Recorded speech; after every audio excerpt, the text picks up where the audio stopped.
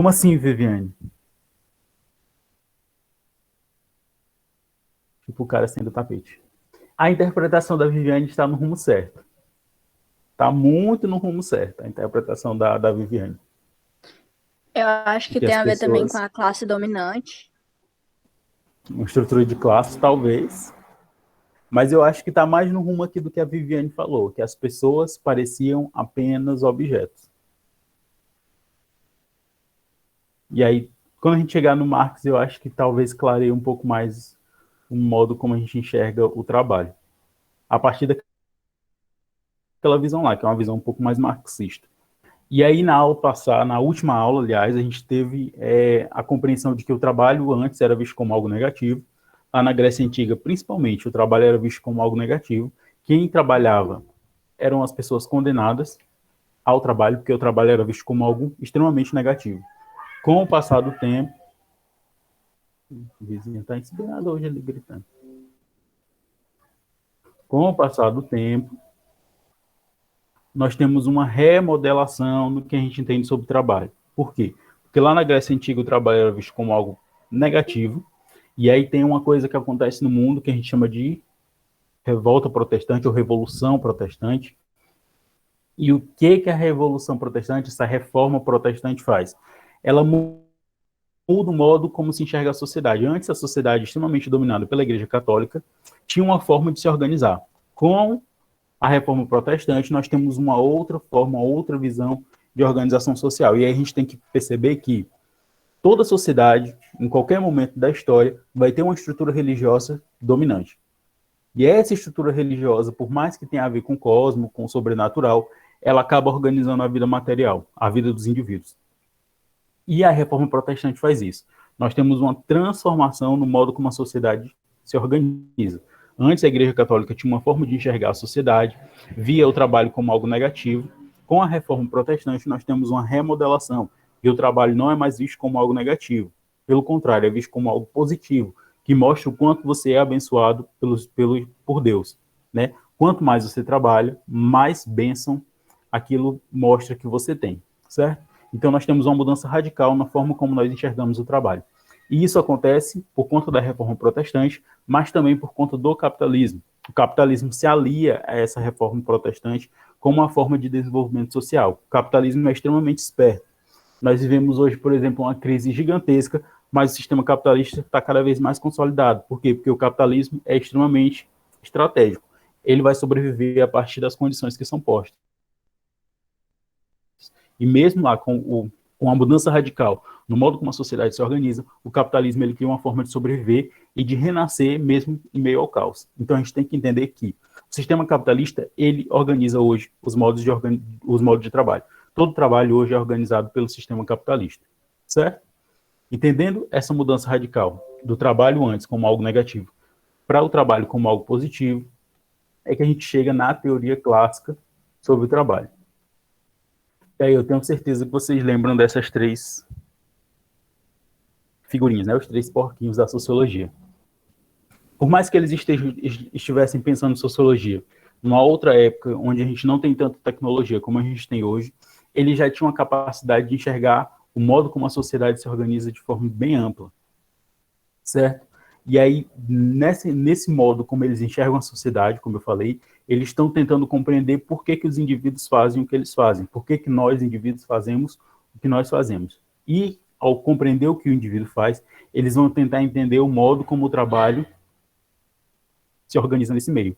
E aí, cada um deles formou uma visão importante sobre a sociedade e sobre o modo como a sociedade se organiza. Eles três, eles são a primeira luz sobre a sociologia, né? Eles são os criadores da sociologia, Marx, Weber e Durkheim, e aí a gente estuda ele na sociologia do primeiro ao terceiro ano. Tem um professor, por exemplo, que passa todos os anos ensinando só eles, né? Esquece de ensinar as outras coisas. Mas é dada a importância que eles têm dentro da teoria sociológica. Por, numa época onde a gente não tinha tanta tecnologia, compreender a sociedade como ela se organiza. E, por mais que eles tenham visões muito diferentes, não quer dizer que um esteja certo e o outro esteja errado. Por quê? Porque eles estão olhando a sociedade de pontos diferentes. Essa é a questão. eles estão olhando para a mesma sociedade, né? A sociedade que nós vivemos. Mas eles estão olhando de pontos diferentes. E se você olha um fenômeno de pontos diferentes, você vai ter uma visão distinta sobre a sociedade. E o interessante da visão deles três é compreender cada visão para compreender o todo, né? Olhando por onde cada um olhou, a gente consegue compreender o todo da estrutura social. E para quem vai fazer o Enem, trabalho e sociedade é o conteúdo que mais cai dentro da teoria sociológica e nas questões interdisciplinares. Por quê?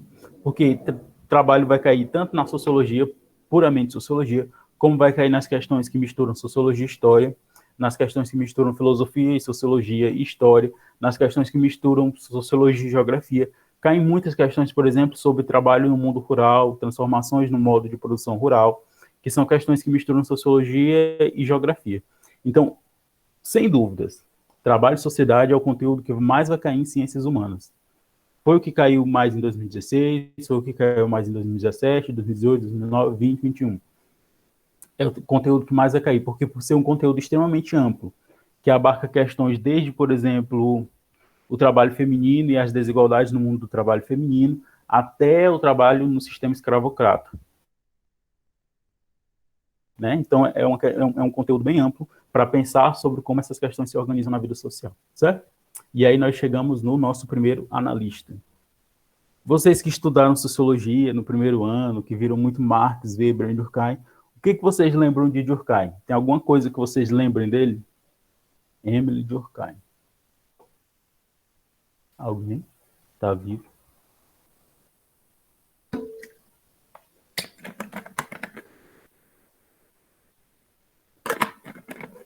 Cuidem. Eu lembro daquele de suicídio. Eu acho que é desse. O suicídio. Talvez eu lembro daquela questão de fato social. Os fatos sociais. Alguém mais lembra de alguma outra coisa do Emile Durkheim?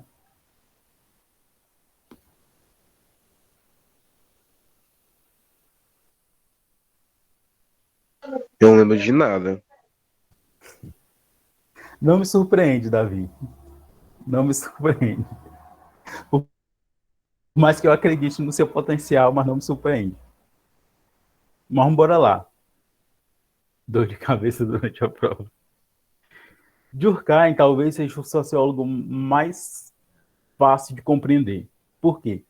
Porque ele tem uma forma de se expressar muito simples, diferente do Marx, que tem uma forma extremamente complicada de se expressar. E Durkheim é o pai da sociologia, né? E aí o objetivo dele, mais do que interpretar a sociedade, é criar uma ciência capaz de compreender a estrutura social. Então, o principal objetivo do Durkheim é criar uma ciência. E aí teve Enem, por exemplo, que já caiu questões específicas sobre qual era o objetivo de Durkheim. Era criar uma ciência capaz de interpretar a sociedade, assim como a química interpreta o mundo dos materiais. Então, o objetivo dele era criar uma ciência capaz de interpretar a sociedade. E Durkheim tinha um outro porém. Durkheim era extremamente conservador. Não conservador no estilo que a gente vê hoje, né? Esses neoconservadores mais para o lado dos costumes.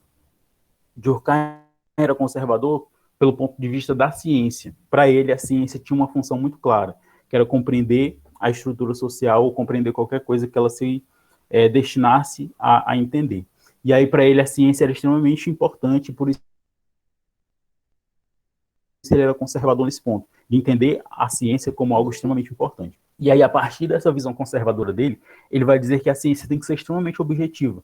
Ela tem que ter um objetivo muito claro, muito estabelecido, onde você não pode colocar a sua visão pessoal quando você está fazendo ciência. E aí, por isso, ele é considerado um sociólogo conservador.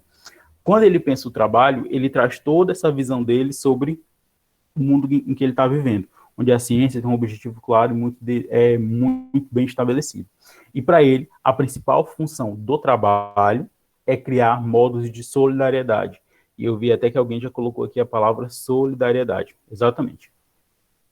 Porque para Durkheim a função do trabalho era criar solidariedade. Lembrando que solidariedade na visão de Durkheim não tem a ver com essa coisa religiosa que a gente pensa quando a gente pensa solidariedade, em ser solidário com a outra pessoa. Não, muito pelo contrário. Para Durkheim, solidariedade é como se fosse um laço, algo que une os indivíduos, uma cola que faz os indivíduos permanecerem juntos. Então, para ele, a função do trabalho é fazer com que os indivíduos permaneçam juntos, ligados. Então, o trabalho vai criar dessa forma formas de um indivíduo permanecer junto ao seu grupo. E aí o trabalho é um fator gerador de solidariedade. Ou seja, é a partir do trabalho que os indivíduos vão permanecer juntos. Por quê? Porque o trabalho vai criar uma coisa chamada interdependência. Nós, seres humanos, gregários, dependemos uns dos outros. E ele vai dizer que essa dependência nasce justamente a partir do trabalho. É o trabalho que cria as formas dos indivíduos permanecerem juntos. Ele vai dizer que isso existe mesmo lá nas sociedades antigas, as solidariedades de solidariedade mecânica, onde os indivíduos, por mais que vivessem de modo muito separado, eles ainda precisavam um dos outros, porque se um plantava arroz e o outro plantava feijão, eles acabariam fazendo uma troca de mercadorias, certo? Mas ele vai dizer que mesmo lá nessas sociedades antigas, os indivíduos ainda permaneciam juntos a partir do trabalho. Com o capitalismo, com a mudança do modo como a sociedade se organiza, os indivíduos aí mesmo foi que passaram a necessitar um dos outros. Por quê? Porque cada um se especializou em uma área, cada indivíduo faz uma coisa diferente. E para que o trabalho funcione, é necessário que todos os indivíduos estejam ligados, solidários. E essa solidariedade é que faz a sociedade se transformar tão rapidamente. E é a partir da divisão do trabalho que o indivíduo fica especializado e que depende dos outros indivíduos para que ele possa viver em sociedade. Por exemplo, eu não sei fazer computador, mas necessito de um computador para dar aula. Então, eu necessito do trabalho de outra pessoa. Outra pessoa fez o computador, outra pessoa opera a internet, outra pessoa criou essa mesa onde o computador está apoiado. Então, eu necessito do trabalho de outras pessoas para que eu possa executar o meu trabalho e possa também viver em sociedade. E aí, por isso, Durkheim vai dizer que o trabalho é fator gerador de solidariedade, que faz com que os indivíduos permaneçam juntos. Deu para entender? Eu falei muito rápido. Sim, eu entendi. Não, Keren. Mas vai já chegar a interpretação do vídeo. Deu para entender, gente? Alguém ficou com alguma dúvida ainda? Não, Às vezes eu professor. falo muito rápido. E aí Durkheim vai dizer que... Deixa eu só botar aqui no carregador. Durkheim vai dizer que a principal função do trabalho é organizar a consciência coletiva. Consciência coletiva é o conjunto das crenças e dos sentimentos comuns à média da sociedade dos membros que vivem na sociedade. Esse conjunto forma um sistema determinado que tem vida própria, ou seja, a consciência coletiva está acima dos indivíduos, por mais que tenha sido, e aí aquela confusão da sociologia lá do primeiro ano. O indivíduo, ao mesmo tempo, é produto e produtor da sociedade. Ao mesmo tempo, a sociedade cria o indivíduo e o indivíduo cria a sociedade, pelo que a gente chama aqui de consciência coletiva. O que é a consciência coletiva? É a média de sentimentos comuns aos membros de uma sociedade. Então, a nossa sociedade criou coisas que ela acha corretas ao longo dos anos, ao longo das gerações. Tem coisas que estão extremamente estabelecidas. E por mais que a gente não concorde, está na consciência coletiva. E por estar na consciência coletiva, a consciência coletiva vai te cobrar a partir das regras estabelecidas pela própria estrutura social. É a mesma coisa que acontece com o trabalho. O trabalho, ele está na consciência coletiva como um fator organizador da vida coletiva. E como fator organizador da vida coletiva, ele tem a função de unir os indivíduos em uma determinada estrutura social. Alguém aqui, eu não sei se eu passei para vocês esse filme, eu fui para outra turma, que é uma animação, talvez da Disney, não sei de quem é, chamada Bee-Movie, A Vida da Abelha ou O Filme da Abelha. Alguém já assistiu esse filme? Bee-Movie. Sim, eu já assisti. Ele trata muito dessa questão de cada um ter uma função para na comédia lá. Eu vou explicar do jeito que faz tempo que eu assisti esse filme. Maria Eduarda levantou a mão. Pode falar, Maria Eduarda. Foi Maria Eduarda? Cadê? Quem foi que levantou a mão? Pode falar.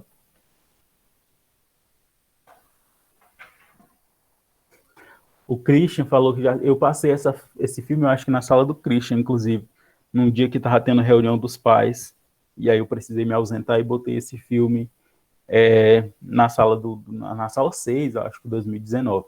E esse filme, ele, como o Davi falou, ele mostra muito que cada abelha tem uma função. E aí a primeira cena do filme é dois amigos que são abelhas se formando na escola, e na mesma hora que ele se forma na escola, ele já ganha um chapéu de trabalhador. Por quê? Porque na sociedade das abelhas a função é o abelhar, que no caso é o trabalhar. E no final do filme, a abelha se revolta com a colmeia, uma coisa do tipo, e sai dessa colmeia, né? Sai dessa consciência coletiva. Mas a consciência coletiva que está dentro desse indivíduo, interiorizada dentro dessa abelha lá no caso, ela faz ele voltar para a abelha. Tanto é que no final eles ficam falando sobre o abelhar, e que o abelhar vai estar sempre presente na abelha. Que é como, trazendo para a nossa sociedade, existe sempre uma consciência coletiva, que organiza o modo como a gente pensa, fala, sente, que Emile Durkheim chama aqui de fato social. O que é um fato social? É toda maneira de pensar, agir e sentir, que é do indivíduo, mas não foi criada por ele, foi criada pela própria estrutura social.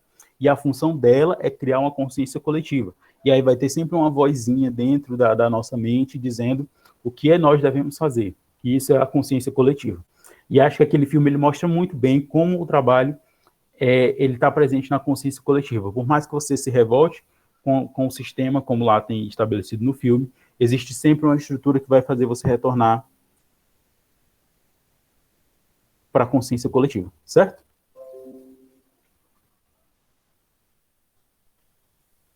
E aí, para Durkheim, a divisão social do trabalho desempenha uma função coordenadora e reguladora das relações sociais e de manutenção dos laços sociais advindo da consciência coletiva. A ausência de qualquer instituição corporativa cria, pois, na organização de um povo como o nosso, um vazio cuja importância é difícil de enxergar.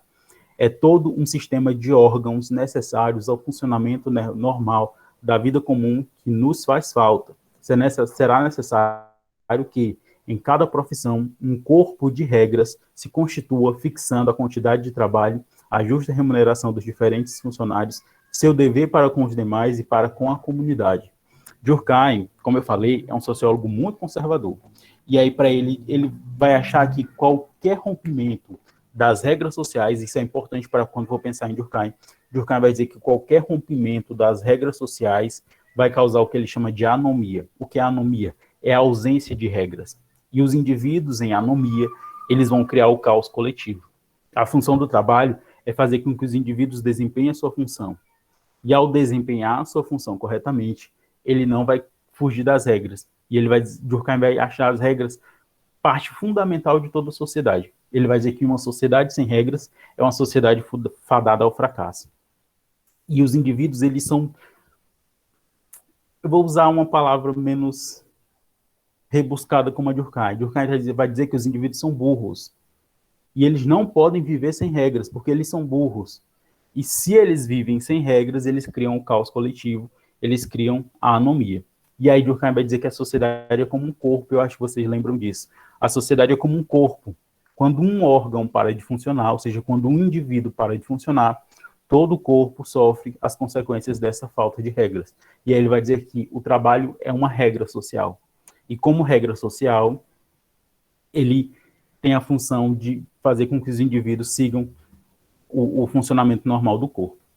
Deu para entender ou ficou confuso? Qualquer coisa eu posso repetir de outro modo. O Brasil mostra muito isso. Um país sem regras. Eu fico imaginando como é que o Durkheim olharia a sociedade. Nem sempre essas regras são muito estabelecidas. Eu acho que Durkheim ficaria bem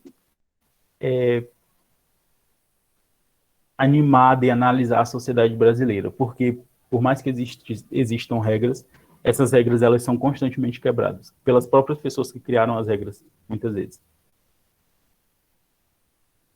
E aí, Keren, quando não se cumprem as regras, é porque a consciência coletiva foi rompida.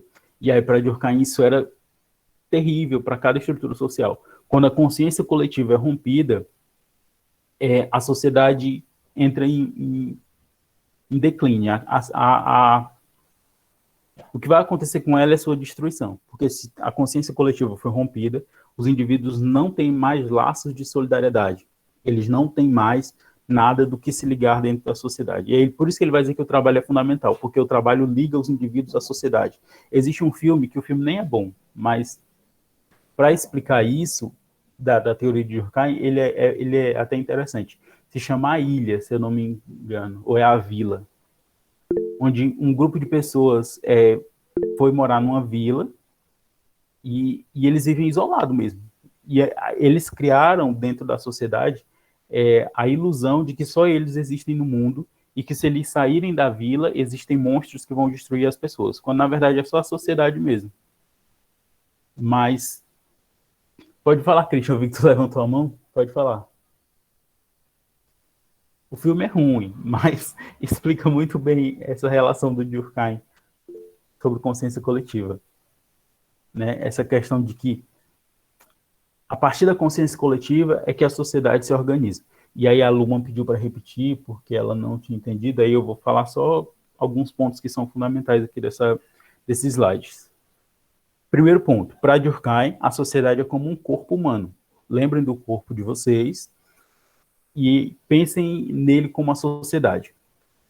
Se o seu fígado para de funcionar, por mais que seja só o seu fígado, todo o corpo vai sofrer as consequências do seu fígado não estar funcionando.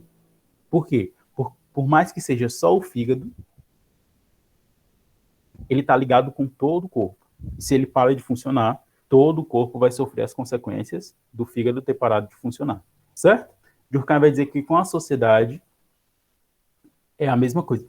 Sim, Lara, eu nem estou mais indicando The Society porque a Netflix fez o favor de cancelar ela, mas é fundamental para a gente compreender essa questão aqui.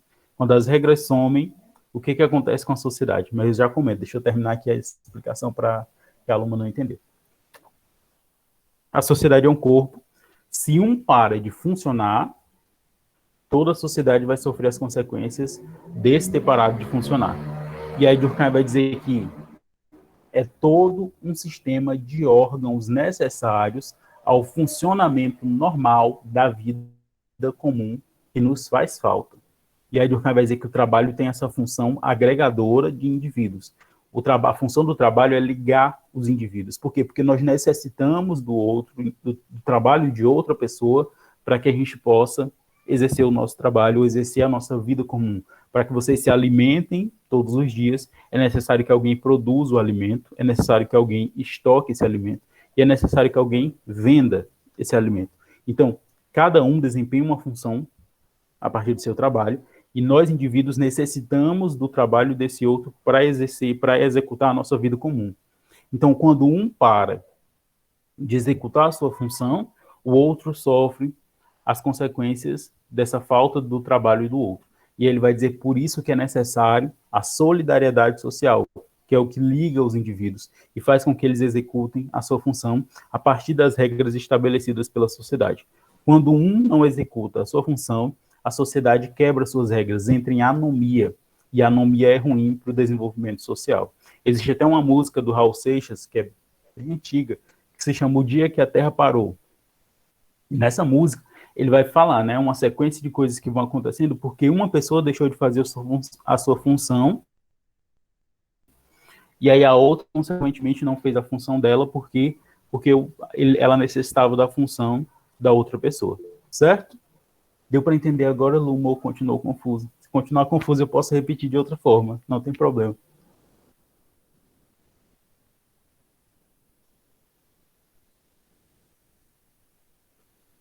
E aí a Lara, para quem gosta de séries com apenas uma temporada e sem um final,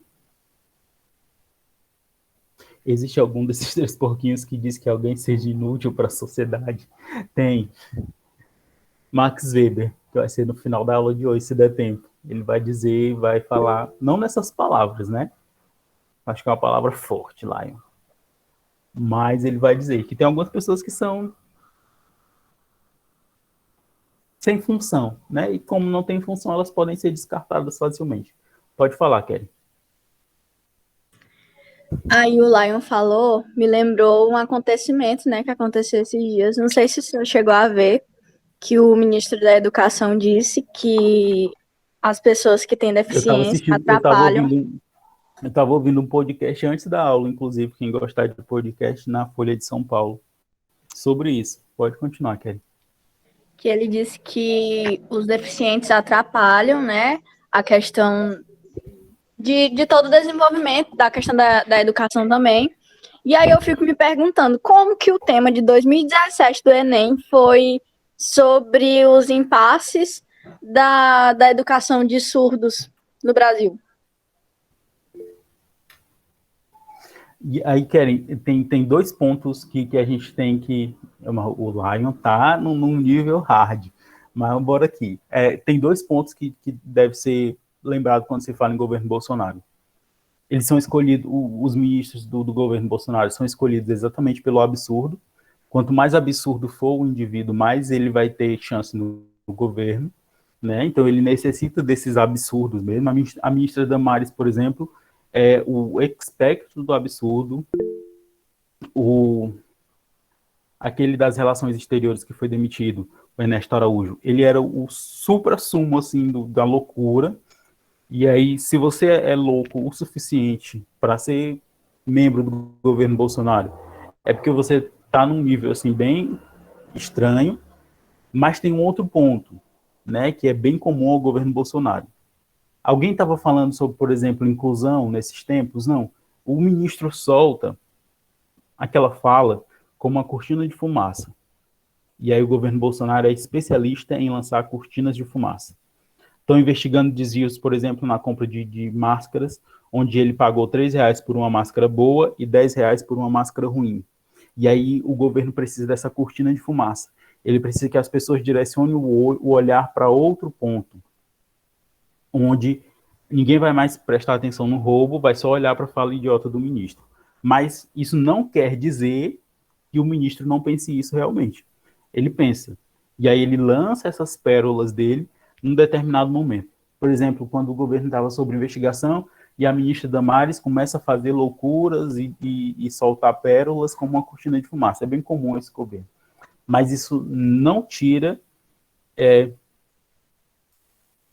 a função dele aqui dentro do governo. A função dele é realmente atrapalhar e dizer que uma coisa tão importante como a inclusão é, na verdade, um inclusivismo, né? Bota o ismo aí como algo ruim, como algo pejorativo. E aí a fala é tão bizarra que ele fala em um determinado momento que as pessoas atrapalham as outras dentro de sala de aula, né?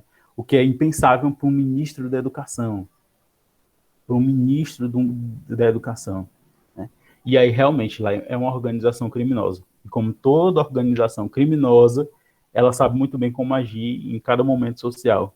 E o que criar para que as pessoas parem de olhar para um ponto e olhem para outro.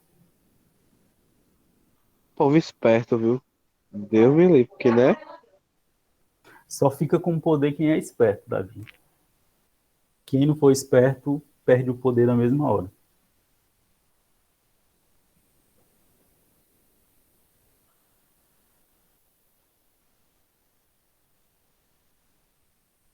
Vocês, quando começam a mandar mensagem, eu fico doidinho aqui sem conseguir acompanhar. A questão é que...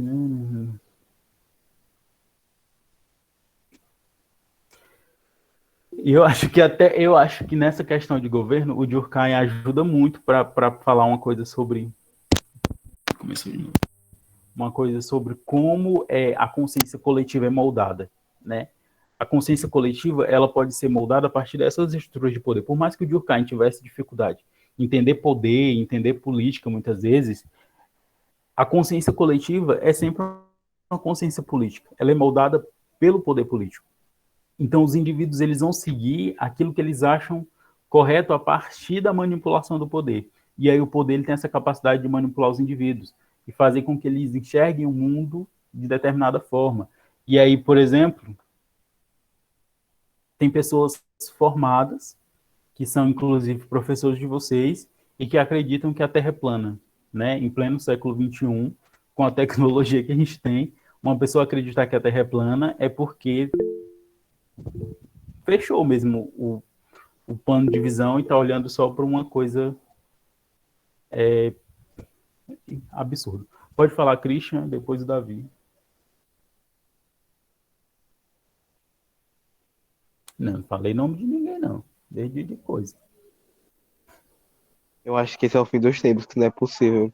Não, Eu tem espero gente que tem gente esteja que mesmo. força, que tem gente que força a barra por algumas coisas que apoiar Bolsonaro, que eles já quer repando um negócio assim bem profundo. Mas Né? Porque eu é a gente pode parte dar da para política. entender, dá pra gente entender às vezes o que a pessoa pensa, mas assim, é tanta coisa que dá para reparar que não tá certo e a pessoa ainda não abre o olho, tipo assim. Que nem tava tentando Sim, mas... acabar com sociologia ano passado, né? Foi ano passado, né? Que tava tendo Não, e sociologia na escola, pá. vão tentar de todo sempre, Davi. Tirar É, sociologia, então. filosofia, É, e então, é aí, porque essas matérias ela faz com que, pelo menos a gente que é mais jovem, comece já a enxergar o mundo do jeito que é para ele tentar ser algum dia, se a gente, né, conseguir entender. Porque é complicado, é muito complicado. vamos bora voltar para o Durkheim, depois a gente volta para essas questões que são igualmente importantes, né? Para Durkheim, a sociedade precedia os indivíduos e agia sobre eles, determinando suas formas de ser. Assim, um fato social poderia ser reconhecido na base da sua coerção social. Então, a função do trabalho é fazer com que os indivíduos executem sua função dentro da estrutura social. E executando sua função dentro da estrutura social, esses indivíduos eles não vão quebrar as regras socialmente estabelecidas. Entendido Durkheim, apesar de deu para entender a teoria do Durkheim sobre o trabalho? Deu ou não deu? Oh, para ficar mais fixado. Para Durkheim, a função do trabalho é ligar os indivíduos à estrutura social, é criar solidariedade, coesão. A função do trabalho é ligar os indivíduos. É importante por isso. Se tem trabalho, os indivíduos não vão quebrar as regras sociais. E aí eu trouxe uma questãozinha que eu acho que está muito pequena, não tá? Para vocês lerem.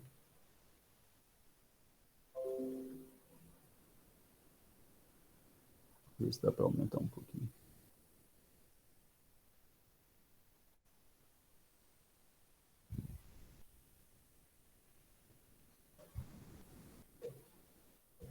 Dá para ler a questão, gente, ou está muito pequeno? Dá pra ler, eu consigo ler, eu não lembro porque tem como aumentar agora a tela desse negócio aí do Google Meet, tá todo atualizado ele. Rapaz. Qual é a resposta, então? Rapaz, deixa eu Né? ler primeiro, pelo amor de Deus. Então, O nossa, Enem, vocês têm pressa. 45 segundos para responder a 90 questão. Eu sei, 45 segundos. eu vi que tem um tempo que, tipo, não é, que é complicado, né? Mas a metade eu sei que eu vou chutar, mas assim, o resto que dá pra responder, estamos respondendo. Porque ainda tem a redação, né, no primeiro dia. Fácil, fácil a redação. É só botar, eu acho que o Bolsonaro deveria morrer. Pronto. 1000. Né? Fonte, confia. Né, então, Confia Fonte, que o zero vem. fontes, vozes da minha cabeça. Ou melhor, bota pronome exatamente. neutro. Aí é mil certo. Meu Deus. É, então, acaba logo. Tu vai tirar zero, ele bota ainda bota um aviso. Você quer fazer o Enem ainda? Ou você já quer parar por aqui? Já deu. 5, a resposta. Acabou o tempo.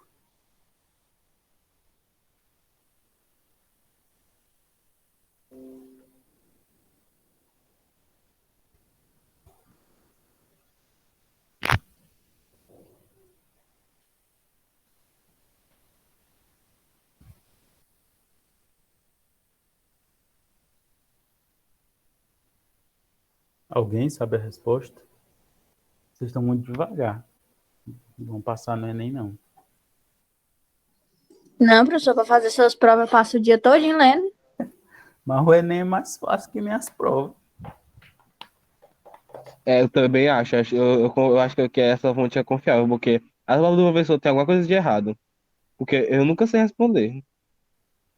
Porque minha prova não tem que ter uma interpretação para além das linhas. Além da interpretação nas linhas, é preciso uma interpretação para além das linhas. Seria a letra B? Bora ler a questão. Eu vou ler aqui, aí a gente... Assim que eu descobri, cadê?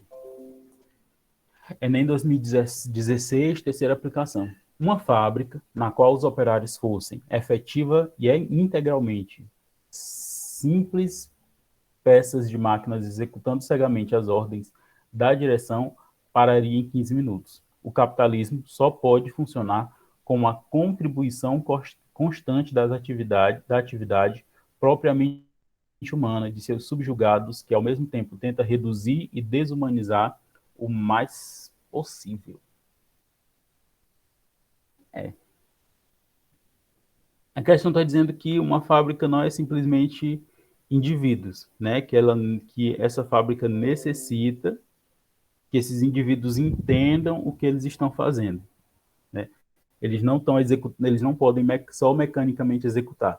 Eles precisam pensar sobre o que eles estão executando. Mas no segundo ponto, depois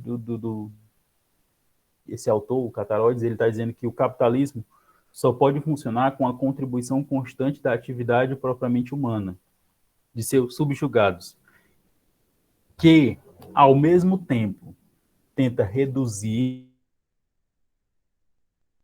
e desumanizar o mais possível. Olha que coisa contraditória. A função do trabalho seria humanizar o indivíduo, mas o Cataroides está dizendo que o trabalho desumaniza. Mas que mesmo desumanizando, esse trabalho necessita que eles entendam o que eles estão fazendo. É uma questão complexa, né? Não é uma questão simples, não como são, de fato, as questões do Enem. E aí a Maria disse letra B e a Helena letra C. Letra B. O texto destaca, além da dinâmica material do capitalismo, a importância da dimensão simbólica da sociedade, que consiste em, letra B, estabelecer relações lúdicas entre a vida e a realidade sem a pretensão de transformar o mundo dos homens. Sem a pretensão de transformar. Não é a letra B. Letra C. Atuar sobre a vivência real e modificá-la para estabelecer relações interpessoais baseadas no interesse mútuo. Atuar sobre a vivência real e modificá-la para estabelecer relações interpessoais baseadas em interesses mútuos.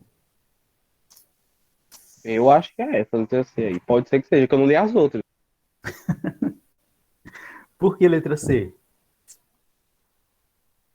Que ela tá meio que dizendo que... Pera, deixa eu ler direito ela. Ó, ela tá dizendo que as pessoas meio que têm que fazer relações entre elas para chegar em algo que é meio que um pensamento único conjunto.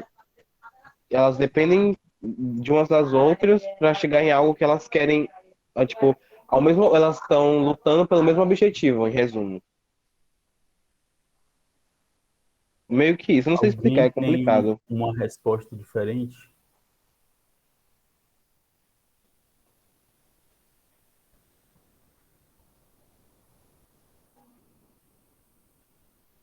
Alguém marcou alguma coisa diferente?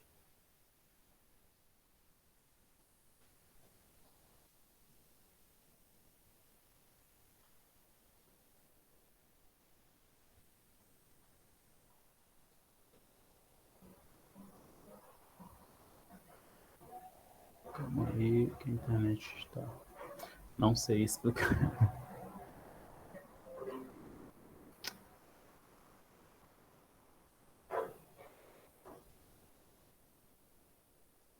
Calma aí, gente, é que eu perdi aqui a questão.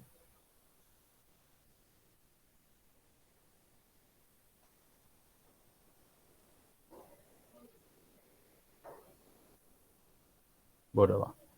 Achei. Por mais que pareça a letra C, não é a letra C.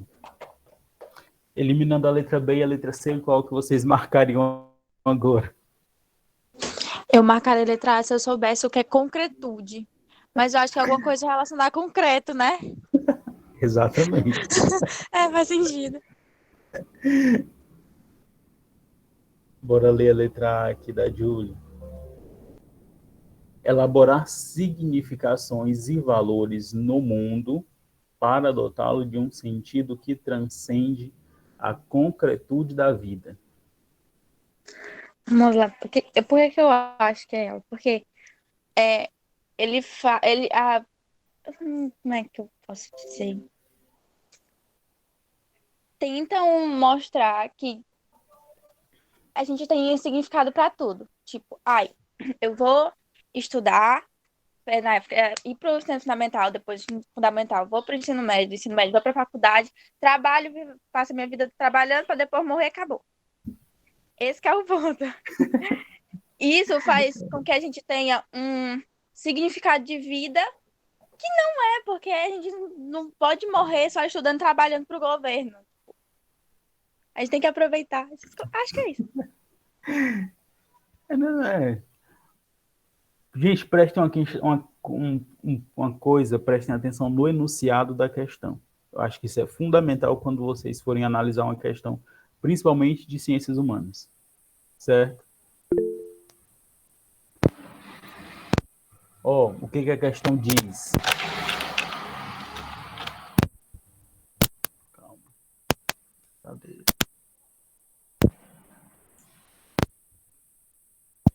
Meu fone hoje está...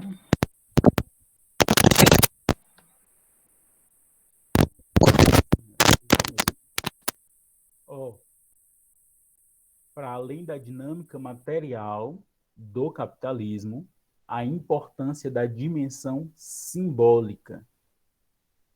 Dimensão simbólica. O que é algo simbólico? Ele tem a ver, para além do material, é algo que está na estrutura cultural. É o fone, gente, ele está com problemas. Agora melhorou?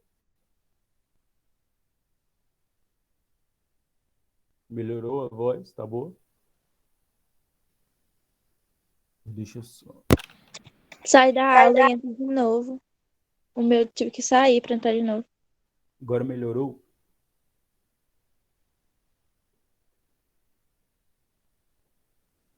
Deixa eu tirar o fone aqui. Eu acho que o problema não é no professor, é no do aluno. Justamente.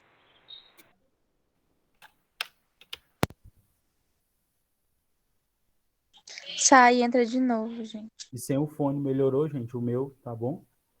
O seu tá bom, professor. O negócio é o do aluno. Pois bora lá. Gente, dimensão simbólica é algo que está para além do material, tem a ver com cultura, tem que ver com o pensamento dos indivíduos. Então, a questão tem que pensar nisso, dimensão simbólica. E aí, como ele está falando de dimensão simbólica, é algo que transcende o que é concreto na vida, né? A concretude da vida. Se é dimensão simbólica, transcende o concreto. Então, a resposta correta seria a letra A, e vocês teriam todos errados e perdido pontos na redação. Todos não, com licença. A Júlia acertou, pelo menos. Não ia ter passado, pelo menos. Tinha estado na questão. Vamos para mais uma questão. E aí, essa questão, para além de misturar sociologia e história, ela mistura também arte. É uma questão que mistura muita coisa. 30 segundos para responder. Cuida.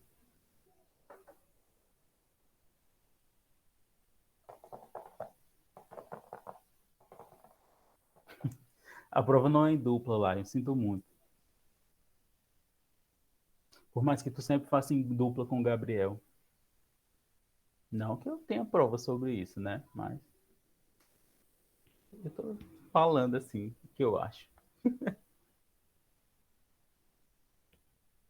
Não. Gente, nossa. Não, eu vou ficar em silêncio depois dessa. Eu sei de tudo, eu tenho gente,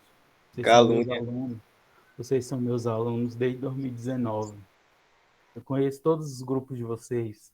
A sala 9, todo mundo tirou praticamente a mesma nota. Não tinha como todo mundo tirar praticamente. Meu Lá vai ele Deus. falar da minha sala, tá vendo? Gente, 19, oh meu Deus. Quem que suporta 9?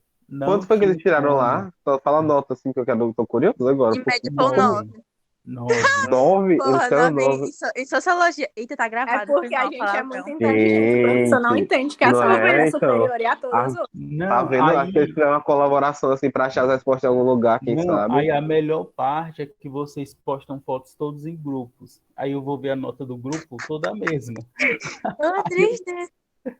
Eu digo, oh, Eu meu vou Deus, você não começar a sabe bloquear o me professor, viu? enganar. Eu já tinha feito isso. Vocês não me bloqueiam, mas eu crio uma conta falsa e vejo as cores de vocês. Mentira, não tenho tempo pra isso, não. Mas eu sei de tudo, gente. Né, Keren? E sua dupla, que nunca vem pra aula.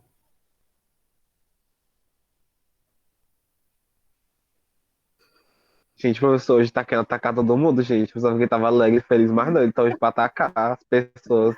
Eu tô A, super a sala alegre, inteira porque todo dia já levou segunda-feira, uma. que vai ser da semana, segunda-feira, provavelmente eu vou pra praia no final de semana, então eu estou muito alegre. Normal, né? Ir Prova, pra né? praia todo final de semana, Daniel. Nossa, jogou na cara.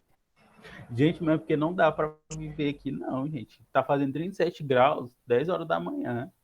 Eu 37 tô graus. vivo ainda aqui, eu tô quase derretendo, tô, mas já faz 37 parte. graus. Isso de manhã, de tarde vai fazer pelo menos uns 45. Qual a resposta? Cuida. Letra A, segundo Yadira. Alguém diverge da Yadira?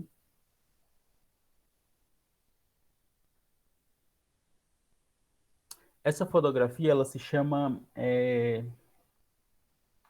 Mônica, a Ama de Leite. Né? Ela foi tirada em 1860 e era bem comum, para vocês que gostam de história, era bem comum que as casas tivessem uma criada que morava dentro de casa, né? Diferente dos outros escravos que moravam na senzala, a ama de leite, ela vivia dentro de casa. Por quê?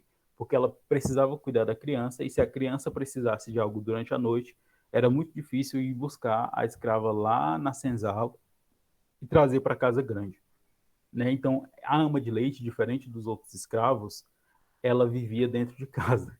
Infelizmente, Christian, a nossa história se repete, né? E aí essas amas de leite, elas eram bem comuns em todas as casas grandes, certo? E aí prestem atenção na foto, né? O que essa foto revela para vocês? Tem algum ponto assim de que é mais significativo para vocês nessa fotografia? A cara dela, ela não parece estar, tipo, por exemplo, em resumo, tem uma criança com ela e ela tá ali só como, quase como forçada a fazer algo, um objeto, em resumo, chama a atenção, que a criança tá Não existe. toda, mas ela tá assim, meio que, sei lá, ela não tá, Ela não é tem vida, complicado. ela não tem vida, ela vive justamente para em É, prol de servir os outros. Isso me lembra então, muito do canal e eles estavam falando sobre vaga de emprego e tinha uma para empregada que ela tinha que ter tomado tal vacina, ela tinha que Tem que tomar tomar que Pfizer, tem tinha que só aqui em cada 15 dias tinha folga e sem direito a isso questionar isso. no Ela tinha que século morar 21, né? lá, não podia visitar ninguém, ou seja, a vida dela era trabalhar, era ser empregada e trabalhar. Ela não tinha vida a não ser servir a pessoa que estava procurando alguém e a mulher ainda estava reclamando porque nunca tinha arranjado ninguém para trabalhar para ela. Né, com as condições tão boas assim. E olhem para a criança. Tem algo que chama a atenção de vocês na criança? Além dela ser branca e privilegiada. Para Uma além, exatamente, eu militância. queria para falar além, isso, mas eu não falei, porque eu acho desnecessário. para além do O concreto, né, para era o Bolsonaro. simbólico. Tem algo do simbólico que chama a Privilegiada. atenção. Alguém que é escravizada, tipo, e é obrigada a fazer o que não quer, e outra pessoa que é privilegiada e faz o que quer porque é branco. Somente pela cor da pele. E a criança, ela parece, tipo, como ela ainda é uma criança, ela não sabe exatamente o que. Talvez ela até tenha noção um pouco, porque mesmo quando a gente é criança, a gente vê as coisas, mas ela parece que não tá entendendo o contexto do que essa moça tá passando. Mais ou menos o que ela tá passando, o que ela tá vivendo e tendo que fazer por ter que fazer, porque ela é forçada a isso, ela é escrava. A Maria Eduarda e a Georgia, elas falam duas coisas interessantes. Pode falar, Laio. Depois eu Eu acho comento. que a imagem mostra muito a proximidade deles dois. O jeito da criança ali perto dela e Exatamente. tal. é o mesmo ponto que as meninas falaram aqui no chat. Isso é a Existe, prova que racismo é de questão, tipo, ai, criança nunca tem essas coisas. É mais ensinado pelos pais ou por alguém de mau caráter. exatamente. Mas ó, tem um ponto aí nessa foto, é que essa mulher, a Mônica, ela não demonstra nenhum tipo de afeto, né? Ela não está feliz na foto, ela não esboça nenhum sorriso, apesar de estar muito bem vestido, que não era comum para a época. Ela não parece satisfeita com a foto, né? Se a gente só olhar para a Mônica, a gente vai enxergar uma mulher muito triste. Mas do lado dessa mulher muito, muito, muito triste, existe uma criança que parece um pouco assustada, mas que demonstra um afeto gigantesco para com a Mônica. Tanto é que ela segura o braço da Mônica com força, como se quisesse abraçá-la, né, como as meninas falam. Então essa foto, por mais que de um lado mostre a tristeza de uma mulher escravizada, do outro lado mostra o afeto de uma criança pela sua ama de leite, né? Por mais que esteja num contexto de escravização, e aí tem uma questão de talvez de pureza e de inocência da criança, que aí o afeto vai para além do sistema escravocrata, é o afeto pela pessoa que cuida dele, certo? E a gente vê muito isso retratado em filmes. E aí, se a gente for pensar a nossa história, essa ama de leite provavelmente teve uma vida maior do que a dos outros escravos, porque a vida dos escravos que viviam dentro da senzala muitas vezes não passava dos Eu 30. me lembro, não na questão do racismo, não racismo também, mas na questão do machismo estrutural. É um livro, uma série chamada O Conto da Aia, que é justamente a função das aias é prover o filho, mas o filho não é dela, o filho é tomado dela, enfim. E tem muito disso, delas não terem vida, assim, elas não podem falar, elas não podem ler, elas não podem, no início do que foi implantado esse sistema, teocrático, elas perderam o direito ao emprego, elas foram comprar as coisas e aí o cartão de crédito já não funcionava mais, e aí as mulheres são divididas por classes. Tem as esposas e tal, e se a esposa não engravida, o comandante, que é o cara, ele tem direito a ter uma aia, que é justamente para ele engravidar. E não é tipo assim, ele pode, ela não é consentido, ela é obrigada num meio que É um num ritual. estupro. É, ela é estuprada e tal, e o filho é tomado dela. Então, tipo, isso me lembra muito isso, esse livro. Então. Esse livro é muito bom, inclusive. Tem um ponto interessante aí de tudo, é que não tem a questão do desejo próprio, né? Não tem a vontade. Talvez Mônica não quisesse tirar a foto, mas ela não tinha o poder de decidir sobre a sua própria vida, como as aias não podem lá no livro da Margaret Atwood. Então tem Você já muito passou, né? Essa série, aquela cena das mudanças para mortais, vocês no passou já. primeiro ano. Eu lembro. E aí a resposta é qual? Depois dessa a Yadira falou letra A, mas alguém falou letra A, letra B, letra, deixa eu ver. Eu acho que é Não, a letra A. letra A. Bora lá, lê a letra A. A fotografia datada de Letra A. 1860 é um indício da cultura escravista no Brasil ao expressar a ambiguidade do trabalho doméstico, ambiguidade, ó, que tem pontos diferentes ou lados diferentes do trabalho doméstico exercido pela ama de leite, desenvolvendo uma relação de proximidade e subordinação em relação aos seus senhores. Por que proximidade e subordinação em relação aos seus senhores? Por mais que seja uma criança que tem um afeto estabelecido, ele é superior a ela. Por quê? Porque ele é branco e ele é dono da casa grande e provavelmente vai ser o herdeiro de todo o sistema estabelecido. Então, nós temos uma relação de proximidade, porque o afeto é visível no gesto. A fotografia ela mostra esse afeto da criança para com a escrava, mas também é uma relação de subordinação, porque por mais que tenha um afeto, ela não deixa de estar dentro de um sistema escravocrata, certo? Então, resposta correta, letra A. E aí eu vou só encerrar aqui a gravação e explicar como é que vai ser as nossas próximas aulas, porque já está com 1 hora.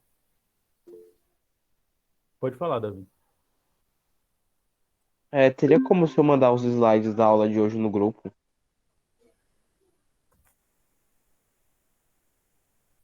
Vou pensar. Aí eu mando, talvez. Ele nunca manda. Mando sim. Então, pois é, Você eu só tô vendo mandou seu uma amor vez. do coração, porque assim, pelo que eu observo, sempre nos slides do professor, é bem melhor a gente entender, porque assim, às vezes tem muita gente que não entende, né, tudo que o senhor fala, o senhor não explicar do jeitinho certo. E é bom a gente sempre voltar no que o senhor mesmo fez pra gente, né? Mas o senhor nunca Né? manda, eu só Né? vim aqui com o Eu meu mando ato de sim. boa pessoa pra vai que, né, ele apitou a luz assim do céu e brilha no céu pro senhor postar lá no grupo.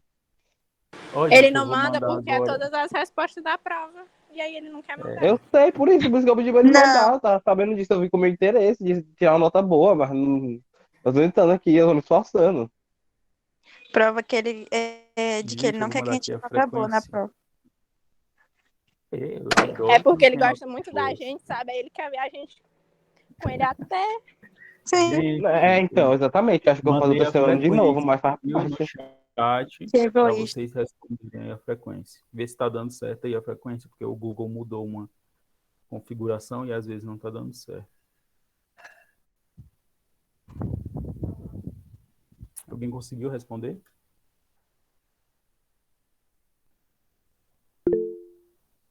Próxima aula, nós vamos estudar o que era para ter sido hoje, mas aí eu falo demais e aí não dá, nunca dá tempo.